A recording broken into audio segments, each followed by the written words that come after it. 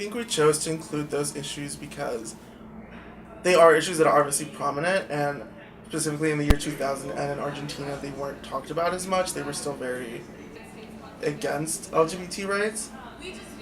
I think when we were drafting the show and we decided to include them, we didn't want it to be the focal point of the show, more merely just like a characteristic of those two characters, not like this is what the show is going to be.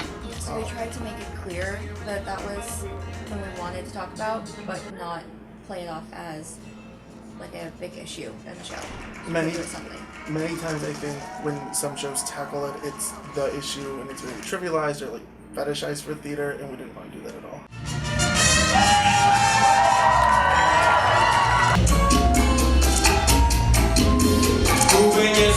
I know I choreographed tango, and we tried to have a good balance between traditional and modern. Like, we used a very traditional song, but a modern adaptation of it, and we used a lot of traditional moves, but also a lot of moves that you would have never seen in a milonga or tango club that are specifically just for the stage.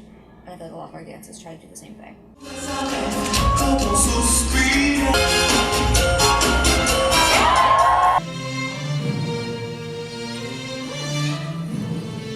West African culture has a really large influence in Brazilian Carnaval, so that's how West African was originally included in the show.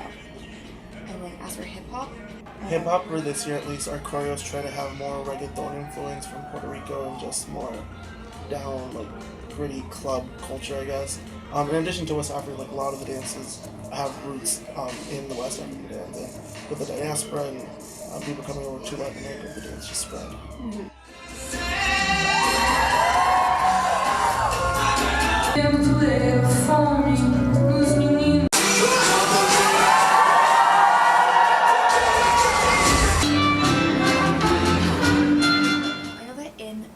That the presidents of the Association of Latin American Students gave, they said that ALAS as an organization has always been really inclusive of people of all types, and I think that Carnaval really reflects that in our inclusion of dances that aren't traditionally viewed as specific to Latin America.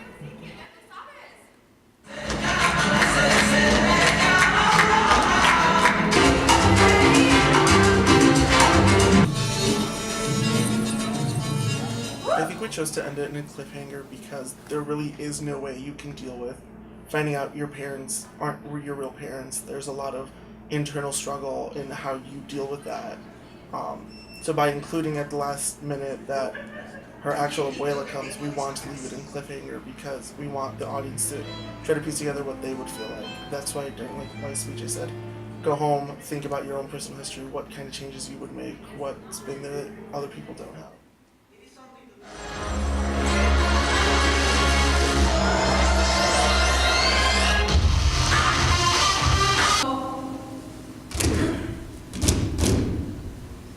Oh.